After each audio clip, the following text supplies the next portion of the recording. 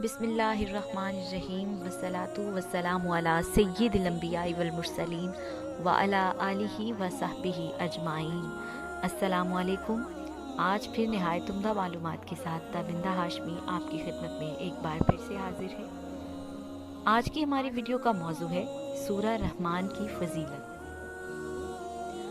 بیماری میں سورہ رحمان کی ہر آیت سننے کے ساتھ جسم کے اندر ایک حرارت پیدا ہوتی ہے، اور جب سورہ رحمان کی تلاوت سننے کے بعد بیمار آدھا گلاس پانی پیتا ہے تو وہ اس طرح محسوس کرتا ہے جس طرح انگاروں کے اوپر پانی ڈالا جاتا ہے۔ میڈیکل سائنس ہیپیٹائٹس کے امراض سے متعلق مایوسی کا شکار ہو چکی ہے۔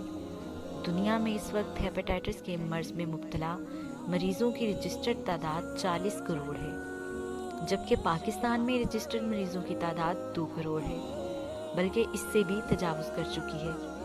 ایسے میں میڈیکل سائنس کی بے بسی انسانی ذہن اور معاشرے کی تباہی کا پیغام دے رہی ہے، مگر سورہ رحمان کے سننے سے یہ مرض چند ہی ایام میں وجود سے ایسے غائب ہو جاتا ہے جیسے کبھی اس کا نام و نشان ہی نہ تھا۔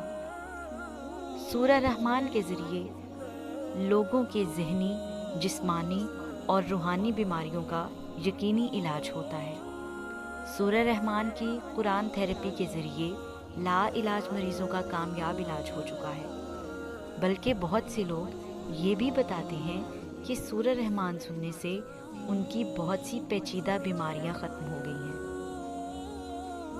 جبکہ کوئی مکمل طور پر اپنی توجہ سورہ رحمان کی طرف کر کے تلاوت سنتا ہے اور اپنی آنکھیں بند کرتا ہے تو سورہ رحمان کی ہر آیت سننے کے ساتھ اس کے جسم کے اندر ایک حرارت پیدا ہوتی ہے، اور جب سورہ رحمان کی تلاوت سننے کے بعد وہ آدھا گلاس پانی پیتا ہے تو وہ اس طرح محسوس کرتا ہے جس طرح انگاروں کے اوپر پانی ڈالا جاتا ہے۔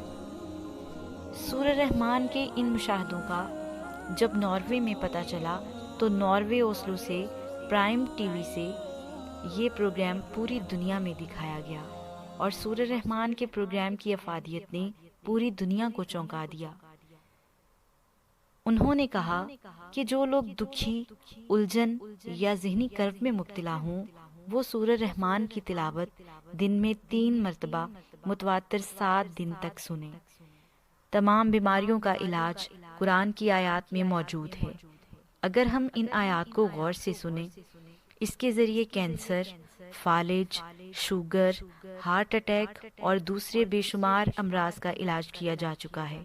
دنیا کی ہر بیماری کا علاج سورہ رحمان کی تلاوت سننے سے ممکن ہے۔